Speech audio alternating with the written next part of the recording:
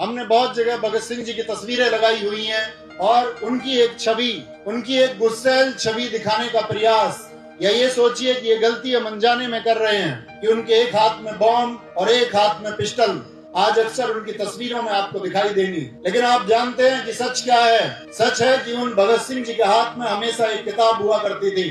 तो मैं प्रकाश डालना चाहता हूँ उस जीवन पर कि उनका किताबों से और पुस्तकों से क्या लगाव था। जब चतर सिंह उनकी कोठरी नंबर 14 में ये कहने गए कि भगत सिंह तुमको आज फांसी होनी है, आज तुम्हारी फांसी की तिथि घोषित हो चुकी है, तो भगत सिंह ने कहा था अभी मैंने एक पेज पढ़ा है इस पुस्तक का, क्योंकि वो उस समय लेनिन को पढ़ रहे थे।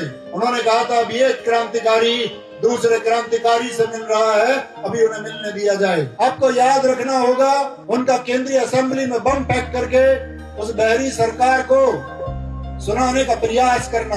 आपको याद रखना होगा क्रांतिकारियों को संगठित करके इस देश को आजादी दिलाने के लिए उनका प्रयास।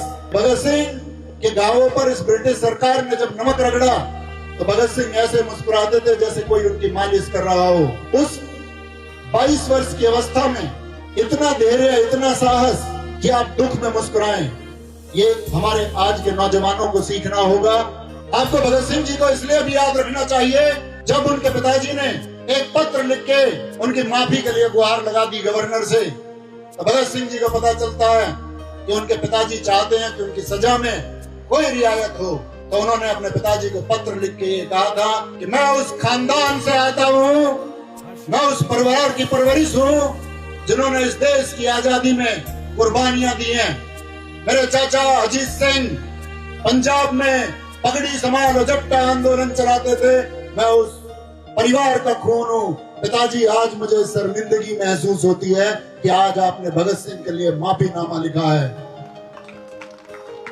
कल मेरी लिखी हुई इस चिट्ठी को प्रकाशित करवा देना कि भगत सिंह खुद चाहता है कि उसको सब समाज के सामने, इस देश के सामने फांसी पर चढ़ाया जाए, क्योंकि जीते जी जो काम नहीं हो सकता वो काम मेरे मरने के बाद होगा, वो क्रांति मेरे मरने के बाद पैदा होगी। हमें भगत सिंह जी को इसलिए भी याद रखना चाहिए उनके अंतिम पल जब उनकी माँ विद्यावती कौर जी उनसे मिलने जाती हैं तो उनकी आंखों में चंद आंसू होते हैं। तो अपनी माँ से कहते हैं, और महसूस करना बहुत मार्मिक क्षण है, अपनी माँ से कहते हैं बेबे भगत सिंह की माँ होकर रोती है। तो भगत सिंह जी की मां ने जो खूबसूरत जवाब दिया वो जवाब था, मेरे बेटे भगत सिंह मैं इस बात के लिए नहीं रोती कि मुझे फांसी दी जाएगी, मैं इस बात के लिए रोती हूँ कि इस प्रकृति ने मुझे 1000 भगत सिंह क्यों नहीं दिए, ऐसे 1000 शेर मुझे क्यों नहीं दिए।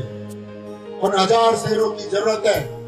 आज इस समाज में बेबाक होकर जो लोग बोल सकते हैं तो जागरूक होकर आने वाली पीढ़ियों की लड़ाई लड़ सकते हैं।